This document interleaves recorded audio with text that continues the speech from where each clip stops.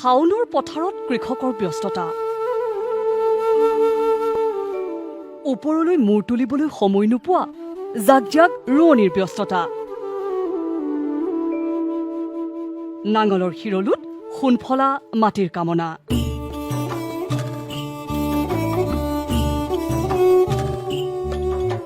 দেখিলেই মন ভাল লাগি যোৱা দৃশ্য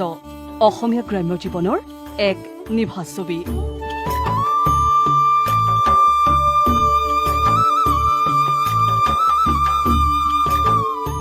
শাওনৰ মাহ কৃষকৰ আশাৰ মাহ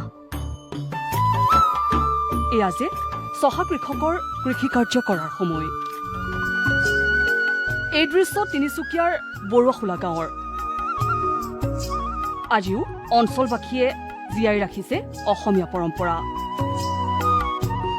অঞ্চলটোত আজিও সুলভ গৰুৱে হাল বোৱাৰ দৃশ্য আমি হুকি আমাৰ গাঁৱতো বৰ্তমান গৰুহাল এতিয়ালৈকে প্ৰচলন হৈ আছে আৰু আমি আধুনিক কৃষি পদ্ধতিৰ সৈতেও আমি গৰুহালক আমি জড়িত কৰাইছোঁ আচলতে গৰু নহ'লে যেন খেতি পথাৰ নহয় আমি অনুভৱ কৰোঁ এই কথা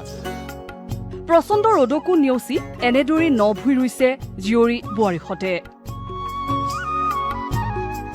কোনোৱে যদি জুৰিছে বিহুনাম